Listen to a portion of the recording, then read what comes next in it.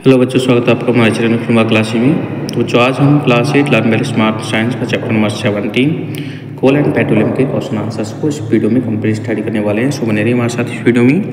अगर आप हमारे चैनल पर नए हो तो प्लीज़ चैनल को सब्सक्राइब करें और साथ ही साथ बेल आइकन को भी प्रेस करें जिससे अपकमिंग वीडियोज़ के नोटिफिकेशन आपको मिलते रहें। और अगर आपको किसी भी चैप्टर के वीडियो को वॉच करना है तो आप नीचे डिस्क्रिप्शन में प्लेलिस्ट है, वहाँ से किसी भी चैप्टर के वीडियो को वॉच कर सकते हो। तो चलिए स्टार्ट करते हैं इस वीडियो को। प्लीज़ इस वीडियो को ज़्यादा से ज़्यादा अपने क्लासमेट्स के साथ में शेयर करें और प्लीज़ इस वीडियो को लाइक करें। सबसे पहले हम देखते हैं लेटेस्ट प्रैक्टिस के क्वेश्चन। पहला क्वेश्चन है हमारा जो कि एमसीक्यूज टाइप का है। The process of separating useful fraction from petroleum is called. ठीक है, पेट्रोलियम से जो यूजफुल सब्सटेंस हम ऑब्टेन करते हैं तो उस प्रोसेस को क्या कहते हैं? तो उसका आंसर है रिफाइनिंग। ठीक है, नेक्स्ट है the solid residue left after dry distillization of coal. Coal का जो ड्राई डिस्टिलाइजेशन होता है उसके बाद जो सॉलिड रेसिड्यू बचता है उसे हम बोलते हैं चारकोल, यानी कि कोल तार। ठीक है, तो कोल तार इसका आंसर होगा। और नेक्स्ट है question third, which type of coal has 80 to 85% of carbon. मतलब किस टाइप के कोल में 80 से 85% कार्बन होता है? तो उसका आंसर आपका बिटुमिन्स। ठीक है, बिटुमिन्स में होता है 80 से 85% कोल। नेक्स्ट आपका D, the purest form of coal. Coal की प्योरेस्ट फॉर्म क्या है? तो कोल की प्योरेस्ट फॉर्म है आपके एंथ्रासाइड, क्योंकि एंथ्रासाइड में आपके 90 से लेकर 95% तक कार्बन होता है। Next fill in the blanks है the calorific value of coal depends on its carbon content. मतलब कि किसी कोल में कितना कार्बन कंटेंट है तो उसकी कैलोरीफिक वैल्यू उसी के अकॉर्डिंग ज़्यादा होती है। नेक्स्ट है कोल हैज़ हायर कैलोरीफिक वैल्यू। किस कोल की हायर कैलोरीफिक वैल्यू होती है? तो एंथ्रासाइड की हायर कैलोरीफिक वैल्यू होती है, क्योंकि एंथ्रासाइड में कार्बन की क्वांटिटी ज़्यादा होती है। नेक्स्ट है is obtain from fractional distillization. Fractional distillization से जो ऑब्टेन होता है जिसका यूज शू पॉलिश में किया जाता है वो है पैराफिन वैक्स। ठीक है, पैराफिन वैक्स। नेक्स्ट है are obtain during the destructive distillization. Destructive distillization होता है कोल का, तो उससे कोक, कोल तार और कोल गैस ऑब्टेन होता है।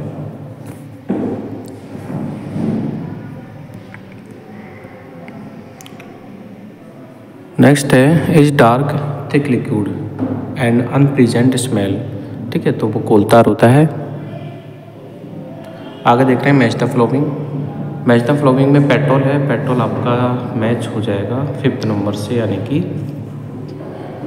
Fuel in light vehicles. जो लाइट व्हीकल्स होते हैं जैसे बाइक्स हैं, स्कूटर्स हैं, उनमें पेट्रोल का यूज किया जाता है, और जो हैवी व्हीकल्स होते हैं उनमें डीजल का यूज किया जाता है। सो डीजल आपका मैच हो जाएगा हैवी व्हीकल से। ठीक है, बिटुमिन्स जो है आपका मैच हो जाएगा मेकिंग रोड सरफेस।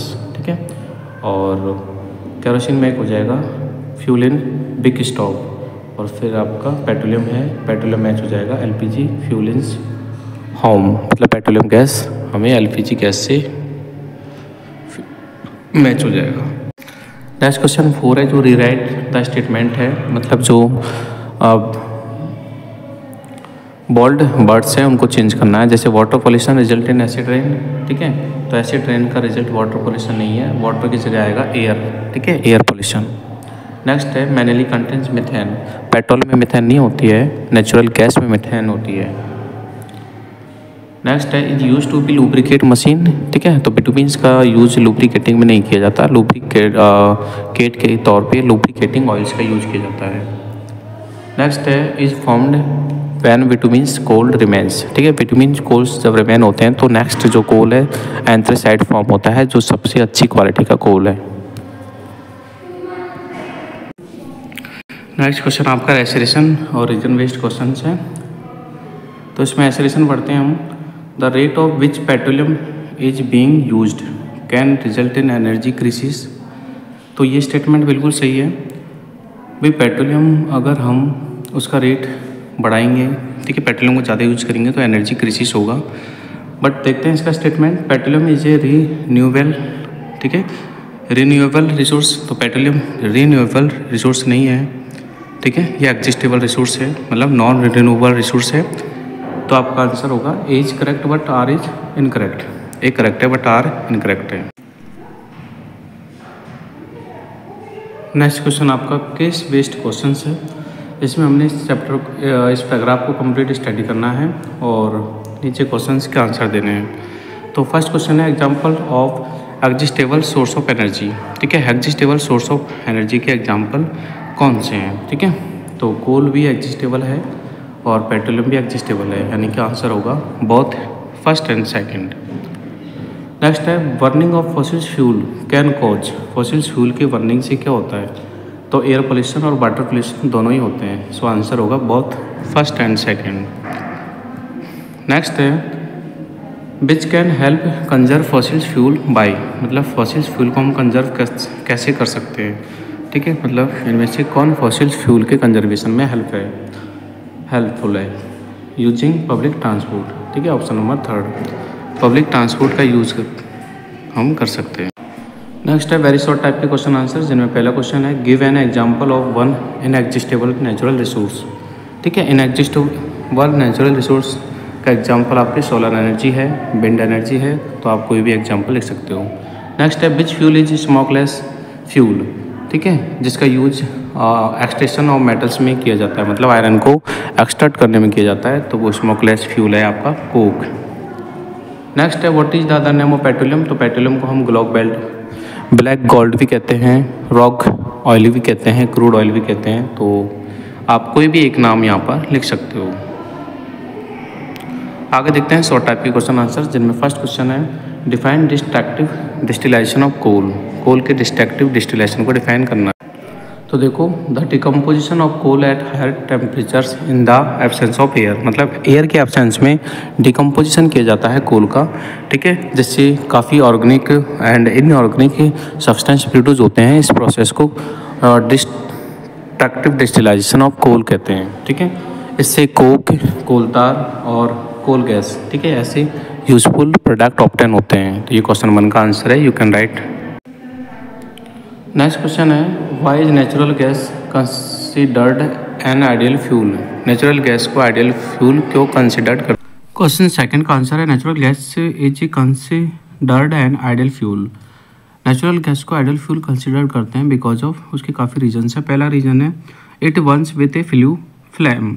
मतलब ये जो है ब्लू स्मोकलेस फ्लेम के से बर्न होता है। मतलब जब ये बर्न होता है तो कोई भी स्मोक नहीं होती है, मतलब स्मोकलेस होती है और इसकी फ्लेम जो होती है ब्लू होती है। ठीक है, ब्लू फ्लेम होने का मतलब है कि मतलब एक अच्छी हीट ये प्रोवाइड करती है। नेक्स्ट है it does not leave any S. मतलब ये कोई भी एस जो है आफ्टर बर्निंग मतलब लीव नहीं करती, मतलब नहीं छोड़ती। ठीक है, और कंप्लीट बर्न होता है। नेक्स्ट है it has high calorific value. इसकी जो कैलोरीफिक वैल्यू है बहुत ज़्यादा होती है।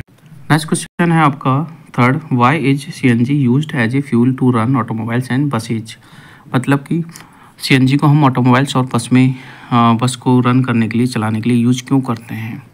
तो इसका आंसर है CNG मतलब कंप्रेस्ड नेचुरल गैस, ये फुल फॉर्म है।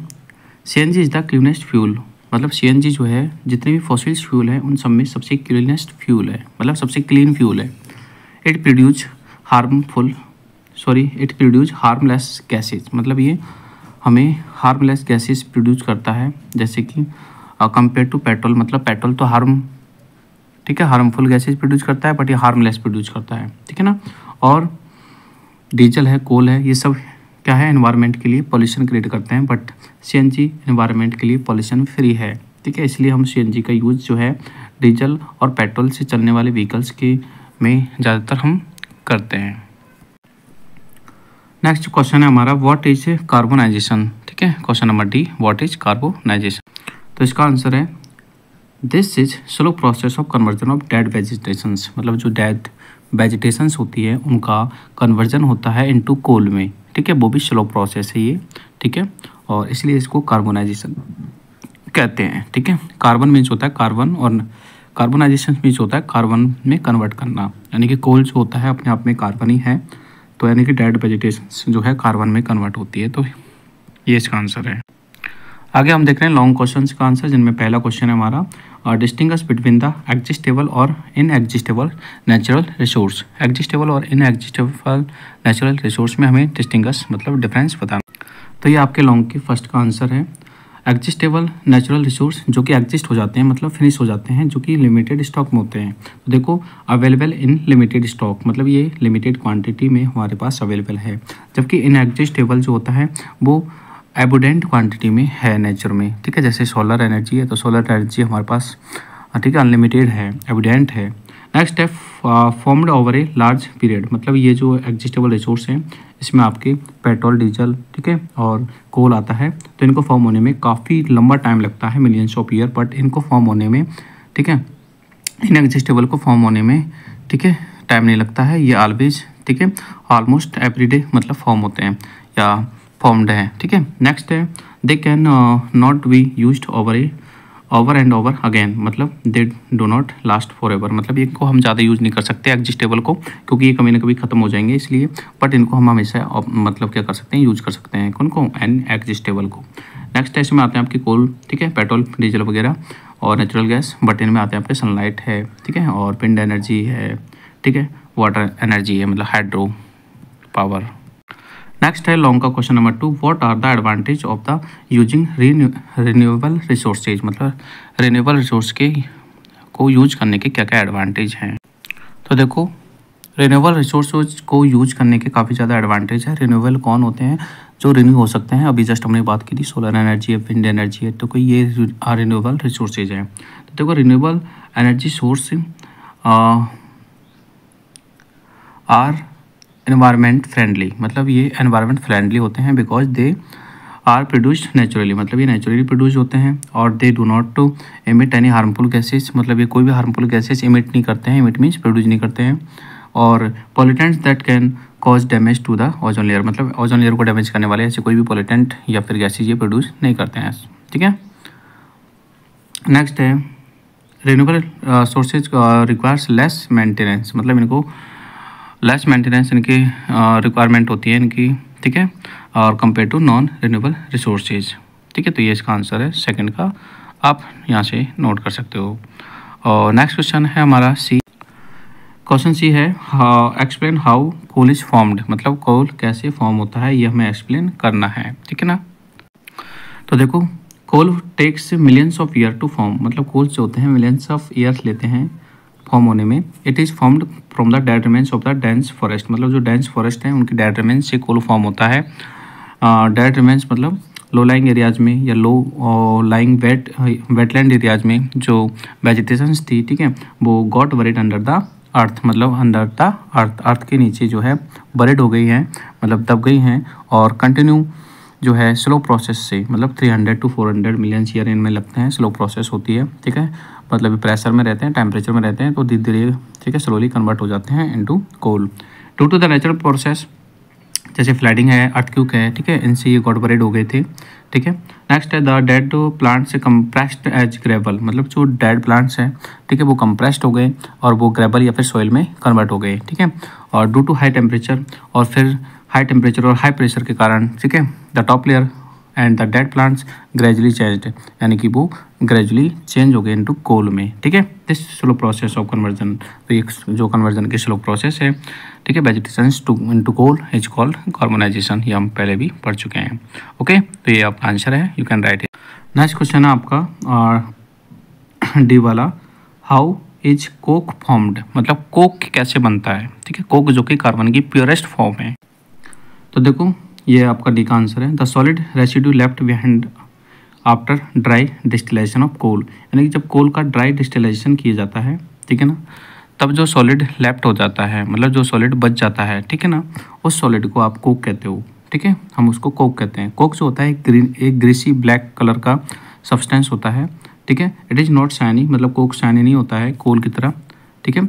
इट इज़ हार्ड और पोरस एंड कंटेंस 98% कार्बन, मतलब ये हार्ड होता है पोरस होता है और इसमें 98% कार्बन होता है, मतलब इसलिए 98% कार्बन होता है तभी तो इसको प्योरेस्ट फॉर्म ऑफ कार्बन कहते हैं, ठीक है। तो कोक ऐसे तैयार होता है, coke equal to coal minus impurities, ठीक है। कोल में से अगर इम्प्योरिटीज़ और मॉइस्चर को माइनस कर दें तो अब आपका कोक बन जाता है, ठीक है ना। नेक्स्ट क्वेश्चन है आपका ई वाला, ठीक है, question number E, how is petroleum formed. ठीक है, जैसे हमने पढ़ा था हाउ इज कोल फॉर्म्ड, ऐसे ही हम पढ़ेंगे हाउ इज पेट्रोलियम फॉर्म्ड।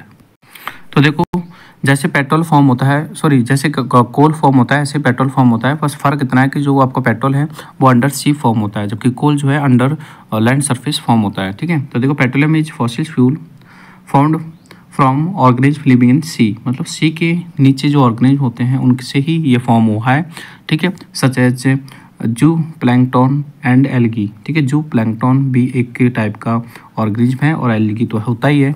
ठीक है, a vast quantity of dead remains, मतलब इनके डेड रिमेन्स की वास्ट क्वांटिटी, मतलब बहुत ज़्यादा quantity of marine animals and plants. ठीक है, इनकी जो बहुत ज़्यादा क्वांटिटी है वो सेटल्ड हो गई बॉटम में। ठीक है, मतलब सी के बॉटम में सेटल्ड हो गई और गॉट कवर्ड विथ सेडिमेंट्स, मतलब इनके ऊपर सैंड और लेयर्स की कवर, ठीक है, कंटिन्यू मतलब एक तरह से कवर्ड हो गई। ड्यू टू इंटेंस हीट, मतलब इंटेंस हीट और प्रेशर, देखो हीट और प्रेशर वहाँ पे भी आया था, टेम्परेचर और प्रेशर यहाँ पे भी आया है। ठीक है, दोनों का प्रोसेस सेम है, बस जगह अलग अलग है। ठीक है, due to heat and pressure in low regions more layers settled over, मतलब धीरे धीरे ज़्यादा लेयर्स जो है सेटल्ड होती गई सीवीड्स। ठीक है, देन ऑर्गेनिक मैटर्स, जो ऑर्गेनिक मैटर्स थे वो लिक्विफाइड हो गए। ठीक है, वहाँ पर लिक्विफाइड नहीं होते क्योंकि वहाँ पर तो हार्ड सब्सटेंस बना था कोल, यहाँ पर तो लिक्विफाइड होंगे तभी तो पेट्रोलियम बनेगा। तो लिक्विफाइड हो गए and shift down until in reached bed of the imperious rocks, मतलब इम्पीरियस रॉक्स के बीच में जो शिफ्ट डाउन हो गए, मतलब वो नीचे इम्पीरियस रॉक्स के पास आ गए। ठीक है, जो आपका लिक्विफाइड मैटर था वो। This is how the dead organism transferred into petroleum, इस प्रकार से जो है जो डेड ऑर्गेनिज्म है, ठीक है, वो पेट्रोलियम हाइड्रोकार्बन्स में ट्रांसफर हो गए। ठीक है ना, तो ये प्रोसेस है, आप लिख सकते हो इसको। नेक्स्ट देखते हैं हम एफ वाला question, question number last F, list the suggestion given by PCRA. PCRA, ठीक है, पीसीआरए एक मतलब संस्था है, ठीक है, संगठन है जो कि हमें पेट्रोल को सेव करने के लिए कुछ सजेस्ट करता है। तो हम देखते हैं कि हम पेट्रोल को कैसे सेव कर सकते हैं, पीसीआरए के द्वारा क्या टिप्स दिए जाते हैं, तो वो टिप्स देखते हैं हम इस क्वेश्चन में। ठीक है, तो देखो द पीसीआरए का फुल फॉर्म है petroleum conservation research association, PCRA. ठीक है, सजेस्ट, ठीक है, तो वो कुछ वेज सजेस्ट करते हैं जिससे कि हम पेट्रोल्स को सेव कर सकते हैं, पेट्रोल और डीजल को सेव कर सकते हैं। ठीक है, दोनों को ही। तो पहला टिप्स है by using fuel efficient vehicles, हमें ऐसे व्हीकल्स यूज करने चाहिए जो फ्यूल इफिशिएंट हो, मतलब ऐसे व्हीकल्स और मशीन जो फ्यूल को कम खर्च करे। नेक्स्ट है the driving vehicles at a moderate speed, मतलब हमें व्हीकल्स को मॉडरेट स्पीड पर ही ड्राइव करना चाहिए, ऐसा नहीं है कि कभी कम और ज़्यादा। ठीक है, अगर हम बार बार स्पीड को चेंज करते हैं व्हीकल्स की तो इससे ज़्यादा पेट्रोल्स आपका जो है यूज होता है।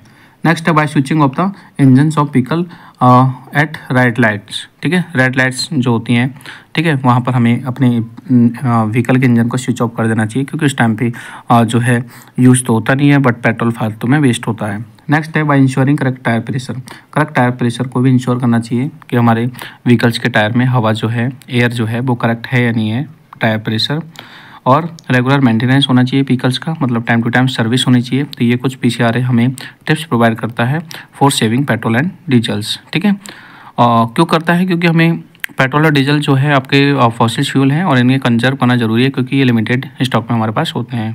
नेक्स्ट हमारे पास क्वेश्चन है हाई ऑर्डर थिंकिंग के। पहला क्वेश्चन है Rahul's father usage a public transport instead of the his personal, मतलब राहुल के पापा जो हैं ऑफिस जाते हैं तो वो पब्लिक ट्रांसपोर्ट का यूज ज़्यादा करते हैं अपने पर्सनल कार की जगह। ठीक है, ऐसा क्यों करते हैं। ठीक है, तो देखो इसका आंसर है यूजिंग ए पब्लिक ट्रांसपोर्ट, यहाँ से, ठीक है, using a public transport instead of the personal car, ठीक है, saves money on the petrol और डीजल, मतलब पेट्रोल और डीजल पर वो अपनी मनी को सेव करते हैं और साथ ही साथ, ठीक है, पेट्रोल और डीजल के साथ साथ पेट्रोल डीजल तो सेव होता है, खुद की मनी भी सेव होती है और पॉल्यूशन जो कॉज होता है, ठीक है, वो भी नहीं होता है। ठीक है ना, तो और लेस ट्रैफिक भी होता है, तो यानी कि बहुत सारे फ़ायदे हैं। ठीक है, अगर हम पब्लिक ट्रांसपोर्ट को यूज़ करेंगे तो, ठीक है, मतलब अपने पर्सनल व्हीकल्स की जगह पब्लिक ट्रांसपोर्ट को यूज़ करेंगे तो हमें काफ़ी फ़ायदे हैं। एक तो हमारी मनी सेव्स होती है, दूसरा कि पेट्रोल और डीजल भी सेव होता है, तीसरा ये है कि पॉल्यूशन भी कम होता है, चौथा ये है कि ट्रैफिक भी कम होता है। ठीक है, तो राहुल के पापा बहुत समझदार हैं, मैं आशा करता हूँ कि हम सबके पापा ऐसे हो जाएं तो फिर तो काफ़ी पेट्रोल बच सकता है। नेक्स्ट है what will happen if all coal and petroleum reservoir depleted, मतलब अगर कोल और पेट्रोलियम जो रिजर्वर हैं वो ख़त्म हो जाते हैं तो क्या होगा। तो देखो, if coal and petroleum will get existed, मतलब ये फिनिश हो जाते हैं, it will be very difficult for us to transport because vehicles depends on the petroleum, मतलब हमें ट्रांसपोर्ट को, ठीक है, यूज करना डिफिकल्ट होगा क्योंकि ज़्यादातर जो व्हीकल्स होते हैं पेट्रोल और डीजल पर ही चलते हैं, ठीक है। Transport on the earth will be become complicated, मतलब अर्थ पर ट्रांसपोर्ट सिस्टम है कॉम्प्लिकेटेड हो जाएगा। And if coals will get existed we will lose unique fossils fuel, अगर कोल ख़त्म हो जाएगा तो कोल हमारे लिए एज ए फ्यूल काम आता है, तो हम इसको भी मतलब लूज, मतलब ये भी हमारे लिए ख़त्म हो जाएगा, तो हमें इसकी भी कमी होगी। और साथ ही साथ coal is also used in various domestic industrial purpose, मतलब डोमेस्टिक और इंडस्ट्रियल पर्पज़ में कोल का ज़्यादा इंपॉर्टेंस है। इंडस्ट्रीज में जो एज ए हीट सोर्स होता है वो कोल ही होता है बेटा। नेक्स्ट आपका जो क्वेश्चन है, ठीक है, वो है you are given a mixture of petroleum, ठीक है, एंड वाटर, मतलब आपको पेट्रोलियम और वाटर का मिक्सचर दिया जाता है, तो आप suggest a way to separate them, मतलब हम इनको कैसे सेपरेट कर सकते हैं, ठीक है। तो देखो, petroleum is lighter than water, petroleum जो होता है, ठीक है, वो एक ऑयल है और ऑयल हमेशा जो है पानी से लाइटर होता है क्योंकि पानी जो होता है, वाटर जो होता है वो काफ़ी डेंस होता है। We can separate these two by method of decantation, ठीक है, मतलब डिकेंटेशन से हम इनको सेपरेट कर सकते हैं, ठीक है। लाइट पेट्रोलियम, मतलब डिकेंटेशन का मतलब है इनको निथारना, ठीक है। पेट्रोलियम जो होगा, ठीक है, पेट्रोलियम जो होगा वो लाइट है, इसलिए वो जो है पोर्ड केयरफुली, मतलब ऊपर आ जाएगा पानी के, और हम उसको अलग से कर सकते हैं किसी दूसरे बर्तन में, और जो है टॉप, मतलब नीचे जो है आपका वाटर बच जाएगा, ठीक है। सो वाटर को हम मतलब किसी दूसरे बर्तन में अलग कर सकते हैं, ठीक है। वही जो आपका पेट्रोल और पानी का मिक्सर है उसमें ऊपर आपका पेट्रोल अपने आप आ जाएगा, मतलब एक अलग से लेयर बन जाएगी पेट्रोल की, ठीक है। तो पेट्रोलियम को हम अलग कर लेंगे और नीचे जो पानी बच जाएगा पानी को अलग कर लेंगे। नेक्स्ट देखते हैं हम वैल्यू बेस्ड क्वेश्चन, जिनमें पहला क्वेश्चन है mister Kumar is a builder, mister Kumar जो है बिल्डर है और वो इंस्टॉल करते हैं solar panel on the buildings, मतलब जितनी भी बिल्डिंग्स वो बिल्ड करते हैं उनमें सब में सोलर पैनल लगाते हैं, ठीक है। Why do things he does do this, मतलब आप क्या सोचेंगे कि भाई ऐसा ये क्यों करते हैं मिस्टर कुमार, ठीक है। What does value mister Kumar exhibit, और मिस्टर कुमार जो है कौन सी वैल्यू को यहाँ पर एग्जिबिट। तो देखो, मिस्टर कुमार जो है ना एक बिल्डर है और decided to make solar water, ठीक है, यहाँ हीटर्स, ठीक है, इसमें तुम वाटर हीटर्स की जगह सोलर पैनल भी कर सकते हो, ठीक है। वाटर हीटर को काट देना, सोलर पैनल कर देना, ठीक है। Compulsory for all buildings in future, मतलब ये फ्यूचर में सभी बिल्डिंग्स में कंपल्सरी होगा, because of an effort to be promote renewable energy, मतलब वो खुद ही इससे रिन्यूएबल एनर्जी को प्रमोट करना चाहते हैं मिस्टर कुमार, ठीक है। क्योंकि हमें पता है कि देखो ये चीज़ें जो है हम यूज कर रहे हैं पेट्रोल और डीजल, ये ज़्यादा टाइम तक चलने वाली है नहीं है, ठीक है, और हमें इस सोलर पैनल की ज़रूरत पड़ेगी, ठीक है। ओके, एनर्जी के लिए हमें सोलर पैनल की ज़रूरत पड़ेगी। So deployment of the new renewable energy in India have been energy security, ठीक है, इलेक्ट्रिकल शॉर्टेज और एनर्जी एसेस क्लाइमेट चेंज, ठीक है, मतलब इलेक्ट्रिकल शॉर्टेज के टाइम पे हम जो है उस पैनल का, मतलब सोलर पैनल से जो इलेक्ट्रिसिटी जनरेट होगी उसका ही यूज करेंगे, ठीक है ना। तो ये आपका आंसर राइट। नेक्स्ट क्वेश्चन आपका 2, Suraj is a student of class 8, Suraj class 8 का स्टूडेंट है। He saw his father going to nearby market, उसने देखा कि उसके पापा जो है पास में एक मार्केट है उसमें जा रहे हैं, ऑन हिज स्कूटर, मतलब अपने स्कूटर से, ठीक है। तो ही टोल्ड हिज फादर, तो वो अपने पापा को कहता है go on bicycle instead of, मतलब स्कूटर, मतलब स्कूटर की बजाय तुम बाइसिकल से जाओ पापा। What value does Suraj exhibit, तो यहाँ पर सूरज कौन सी वैल्यू एग्जिट करते हैं। तो देखो सिंपल सी बात है, अगर पास में ही मार्केट है तो हम स्कूटर के जाने के बजाय हम अगर, ठीक है, साइकिल से जाएं या फिर वॉकिंग से जाएं तो बेटर रहेगा। इससे क्या है कि हमारे स्कूटर में जो पेट्रोल यूज होगा वो भी सेव होगा और कुछ हमारी मनी भी सेव होगी, ठीक है ना। तो देखो इसका आंसर है Suraj knows that walking down to nearby palaces, मतलब पास के स्थानों पर जाने के लिए, या फिर ठीक है going by vehicles also help us to save fuel, मतलब instead of going by vehicles, मतलब व्हीकल से जाने के बजाय या तो वॉकिंग डाउन मतलब पैदल जाओ या फिर आप साइकिल से जा सकते हो, इससे पेट्रोल ही सेव होगा। पेट्रोल सेव होगा तो सिंपल सी बात है मनी भी सेव होगी, ठीक है। तो सूरज यहाँ पर कौन सी वैल्यू का एग्जिबिट करता है, मतलब सूरज जो है बहुत ज़्यादा समझदार है, वो जानता है और वो, ठीक है, आपकी तरह इंटेलिजेंट भी है। ओके चलो, तो बच्चों ये जो चैप्टर है वो कंप्लीट है। आई होप कि आपको वीडियो पसंद आया होगा। तो प्लीज़ इस वीडियो को तुम लाइक ज़रूर कीजिए, that is humble request to, और अपने क्लासमेट्स के साथ में ना इस वीडियो को ज़रूर शेयर कीजिए ताकि उनको भी एक तरह से स्टडी करने का यहाँ पर मौका मिले। और मिलते हैं नेक्स्ट वीडियो के चैप्टर में, तब तक के लिए बाय, जय हिंद।